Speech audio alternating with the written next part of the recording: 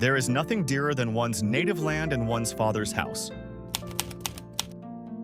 When Troy fell, its smoke rose into the sky like an offering to the gods.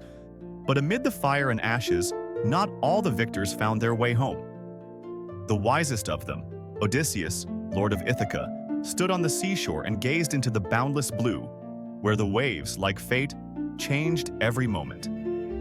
His heart longed for home, for his wife Penelope and his son Telemachus, but the gods had other plans. He gathered his ships, black as night, and set off on a journey that would test his mind, patience, and faith. The seas sang in the breeze, but their voices concealed traps. On the island of the Lautophagi, the warriors tasted the sweet fruit of oblivion and forgot who they were. Only Odysseus, strong in spirit, roused them from their sweet slumber, forcing them to remember the home that awaited them beyond the horizon. Then, his path led him to the land of the Cyclopes, where stone mountains rose up to the clouds. In the cave of Polyphemus, son of Poseidon himself, he saw a horror, the human flesh and bones of those who had not escaped. But his mind became his weapon. Blinding one of the giant's eyes, Odysseus and his warriors slipped away under the bellies of sheep.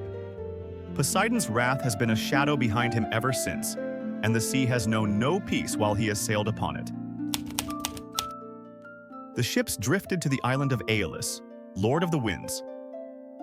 Aeolus gave him a bag where the storm slept, tied with knots. But the men, tempted by curiosity, untied it, and the storm threw the ships back into the abyss. Thus, Odysseus lost part of his fleet, but not his will. He went on to the island of the terrible Laestrygonians, where copper arrows destroyed his ships, and only one remained intact, the one carrying the Lord of Ithaca himself. Next came the island of the sorceress Circe, where the animal forms of former humans wandered in silence. She tried to bind him with her spells, but once again, reason prevailed.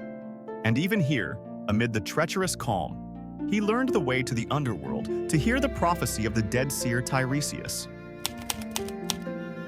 In the realm of shadows, he stood among the souls of heroes, Achilles, Agamemnon, his mother, whom he could no longer embrace. And his ears heard that the way home lay through death and storm, through the songs of sirens and the wrath of the gods. The sirens sang sweetly, promising knowledge and peace. But he, foreseeing danger, ordered himself to be tied to the mast and the ears of his warriors to be filled with wax. Thus he heard their song and survived, without stepping into the water where everyone else would have perished. Further on, the path lay between two horrors, Scylla and Charybdis. On one side were 6 heads devouring people. On the other was a whirlpool that could swallow the entire ship. And although several souls were lost, Odysseus himself passed between them like a shadow between knives. On the island of Helios, the sun god, his people, exhausted by hunger, broke the ban and slaughtered the sacred bulls. The wrath of the gods descended like a storm. The sea closed in on them, and only one man survived. Odysseus, alone among the wreckage, floated on a piece of the mast until a wave washed him ashore on the island of the nymph Calypso.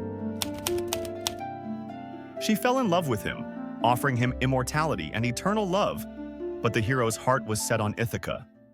He spent 7 years there until Zeus himself ordered the goddess to release him. Again the sea, again loneliness and Poseidon's wrath. His ship was struck by lightning, and the waves carried him to the shores of the Phaeacians, a people who lived in prosperity and peace. There he told his story, about loss, about temptation, about the power of will that does not fade even in the face of the gods. And the Phaeacians, moved by his words, put him on their ship and secretly took him to Ithaca. His native land greeted him with silence. His palace was full of strangers, suitors who squandered his property and sought Penelope's hand. Disguised as a beggar, he stepped onto the threshold of the house that had once been his kingdom. The old dog Argos recognized him and died of joy. And Penelope's heart, though it did not know the truth, felt his presence. Only when he picked up his bow which no one else could draw, did everything fall into place. The arrow passed through the rings and justice returned to the house.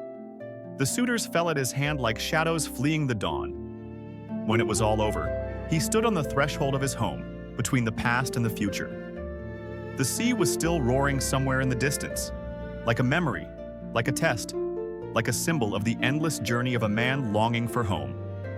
Thus ended Odysseus's journey, not as a voyage across the seas, but as a return to himself through pain, temptation, and the will of fate. And as long as people remember his name, the waves will never fall silent. For in each of them lives the echo of one who knew how to stand up to the gods and still find his way home.